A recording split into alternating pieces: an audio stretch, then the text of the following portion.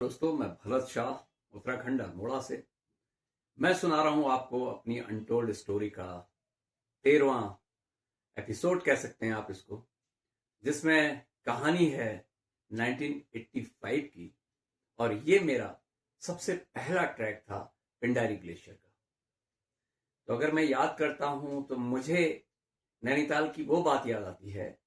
Nainital flat के बगल में एक अनामिका रेस्टोरेंट था और उसके ऊपर पर्वतारोहण की एक एग्जीबिशन लगा करती थी, और जिसको श्री चंदलाल शाह जी चलाया करते थे। उनका एक क्लब भी था, नैनीताल माउंटेनियरिंग क्लब।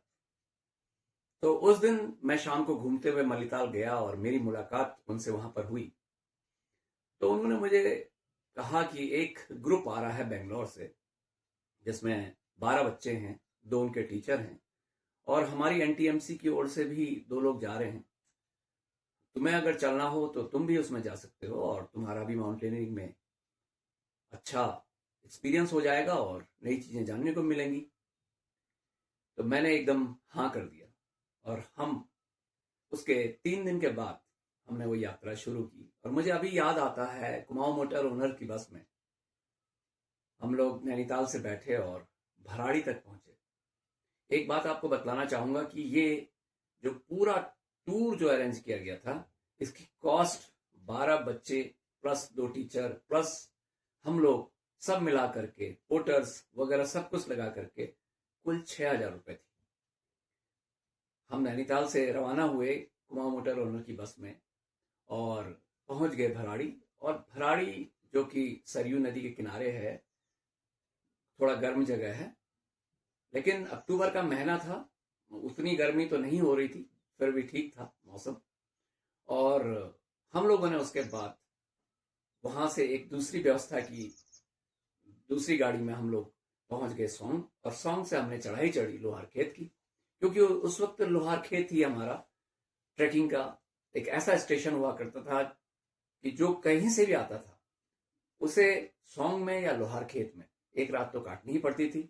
और सोंग इसलिए नहीं रुकते थे क्योंकि वहां पे एकोमोडेशन का कोई अरेंजमेंट नहीं था, और लोहार खेत में केएमवीएन का अरेंजमेंट था बहुत अच्छा, और वहीं से पोटर पोनी सारी चीजों का अरेंजमेंट भी हो जाता था, क्योंकि गांव के लोग अक्सर ये देखने के लिए आया करते थे कि आज कौन टूरिस्ट यहाँ पे आया है। हमने यात्रा शुरू की नेक्स्ट डे।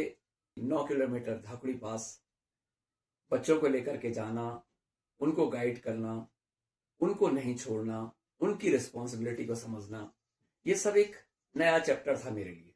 दूसरे दिन हम धाकुड़ी से होकर के खाती आए। खाती वहां पे आखिरी गांव था। हमने एक्सप्लेन किया कि इस गांव के बाद आपको कोई भी वही सुविधाएं नहीं मिलेंगी, आप यहाँ पे पूरा प्रिपेयर हो जाइए। फिर वहां से द्वाली पहुंचे, पिंडर नदी के किनारे किनारे, और वहां से चढ़ाई चढ़ के नेक्स्ट डे फुरकिया, और फिर 0 पॉइंट।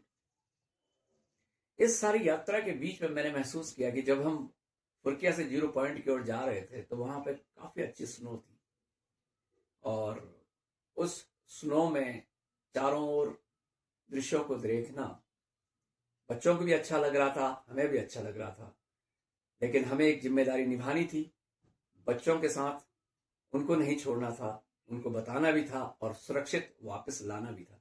तो वो बखूबी हमने निभाई और वापस लौटे।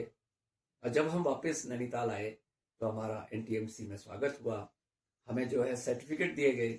सबसे ज्यादा जो मैंने महसूस किया उसमें, जब आप ट्रैक करने के लिए जाते हैं उस वक्त आपके पास कौन से कपड़े होने चाहिए, आपके शूज कैसे होने चाहिए, आपका बैकपैक में क्या होना चाहिए, आप डिहाइड्रेट ना हो, पानी आपको कैसे पीना चाहिए, अपने आप को वार्म कैसे रखें स्लीपिंग बैग में, और किन चीजों को देखें, किन चीजों को अवॉइड करें, और किस तरह से आप सुरक्षित माउंटेन में पर्यटन कर सकें।